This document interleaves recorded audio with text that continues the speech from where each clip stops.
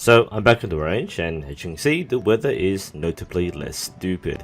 So with the wind fairly quiet, only a very slight breeze, I thought I'd go back out there and finish the job I started on Tuesday.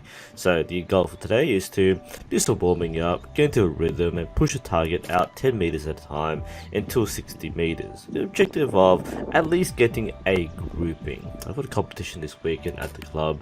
I don't expect to do spectacular given that I'm very much out of practice, but it's nice to get back on the range and push myself to do the same thing, which I really should be doing more often.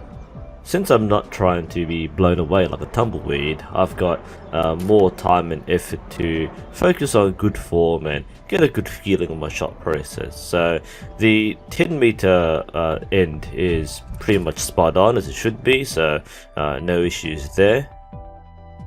Looking at my process at 20 meters, I think I probably could be a little quicker on the shot. I seem to be holding for quite some time.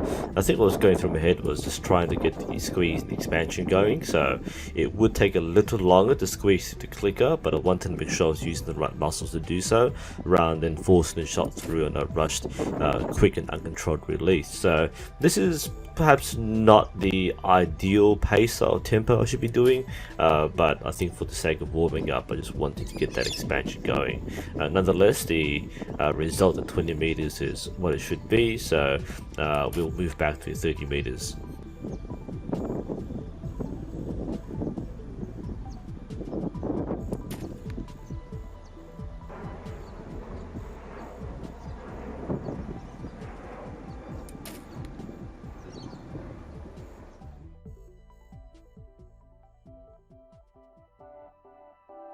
At 30 meters, I was clearly struggling a lot more. I felt a bit more fatigued and the muscles were starting to cramp up. And bear in mind, I've been working all day, I've been on my feet, and it's been both physically and emotionally tiring. So I haven't really given myself a break before coming to the range. And while it sounds like I'm making excuses, it's these things you don't really notice until you watch it. On the line, I felt like I was taking my time and squeezing each shot through precisely, but watching on camera now, I'm obviously taking like 3 or 4 seconds longer than I should. Now, this should be a fairly simple shot at 30 meters, and this is why we film these things, so you see the mistakes you make. You become more aware of what you're doing. And there's something I've noticed in the comments when I make practice videos is people sometimes get very worked up about things that they see, and I'm not trying to show you expert like skill. I'm by no means a good archer. I'm fairly average. There are things I'm working on, and I make these logs for myself to watch primarily, but I'm sharing my journey with you.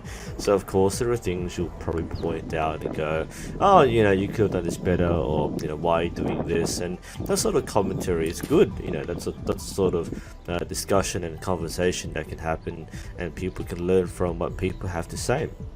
What I find a little frustrating sometimes is some people take it upon themselves to act like the coach, and sometimes the feedback comes across as fairly nasty.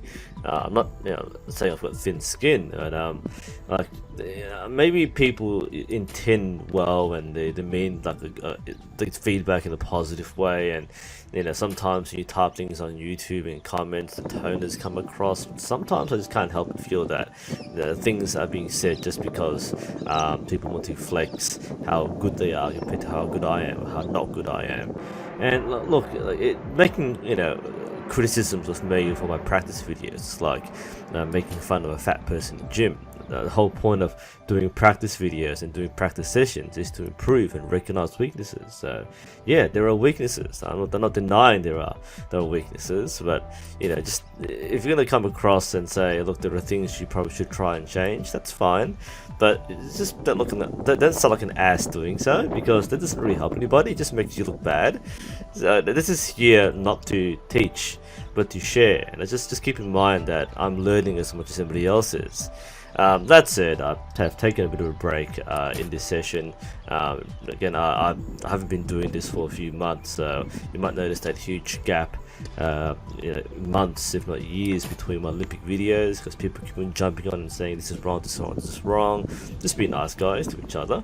But yeah, I had a bit of break afterwards, had a bit of a soda and a 15-minute break to chill out, and I came back and shot again and started to feel that rhythm again. So a lot of it's just on the moment. Wasn't feeling it, took time off and came back and started looking okay.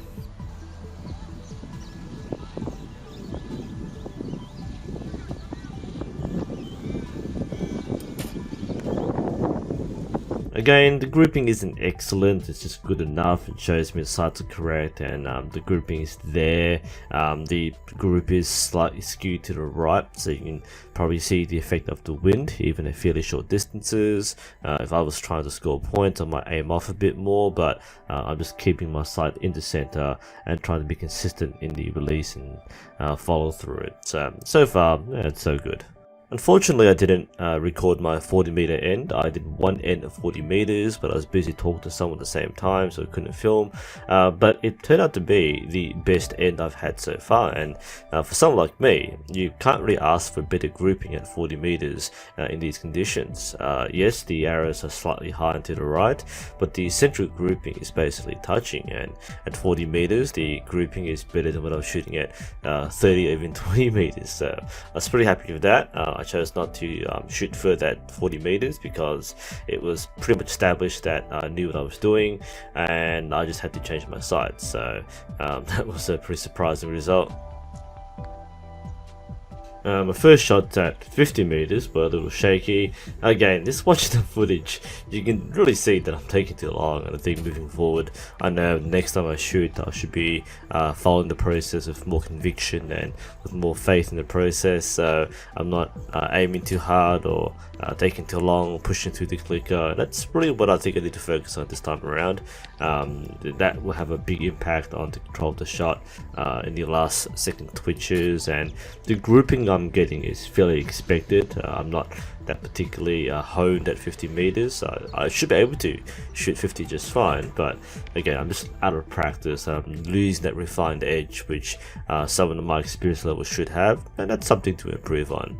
My first shots at 60 meters are a little rough. There were some nice sweet shots where you can hear the arrow impact in the right spot on target, so there were some gold shots or some shots which are near the gold, but quite a few were floating around, so I wasn't too happy the first time I grouped. But you also notice firstly how the conditions are changing pretty quickly even on a better day, but also look at how far the target is. Now this isn't the standard 70-meter Olympic distance, this is only 60 meters. This is still short range comparatively speaking, but for people who are watching and don't practice archery, you sometimes don't realize how far away something is. We started at 10 meters 5 minutes in the video, and now it's 60 meters, and just look at how long it takes for the arrow to actually hit the target. That's around 1.5 seconds. So it's a pretty distant target. It's not easy to hold your sight picture on that target, even with a sight reference point. So again, it's not easy, guys.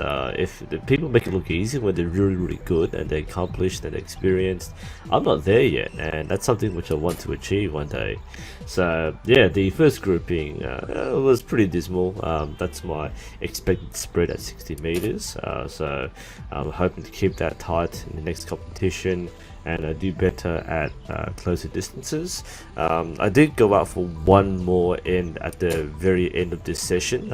It was starting to get a little late. The light was fading, but I wanted to reinforce some consistency.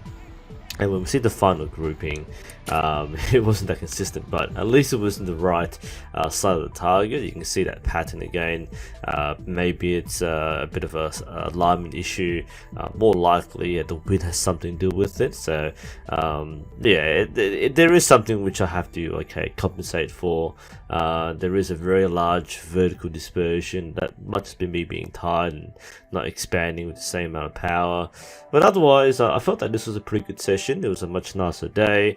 I felt pretty tired afterwards. I've done the right amount of training and used the right muscles. But I think this has been really helpful to watch these two videos. The one on Tuesday it was really frustrating, and today's video, and just watching this and reflecting, it gives me some insight on the sort of things I need to improve on and focus on for this Saturday's event. I think the main thing for me, apart from the small things, would be just to accelerate that shot process a bit more. I can definitely shoot more confidently and more control and more determination. I think re-exploring the 40 to 60 meter distance, especially after such a long break, it's a bit nerve-wracking at times. I just didn't have that mental confidence, but going back to it now, I think I have a bit more of a solid idea and a bit more of a visualized process, so I know what to expect next time I shoot. Anyway, thanks for watching, guys. Like I said, if you've got something to point out, just be nice about it. I mean, I'm not perfect. I'm here to learn as much as you are, so hopefully you've learned something from this and learn from my mistakes as well. I'm NUSensei. Thanks for watching, guys, and hopefully I'll see you next time.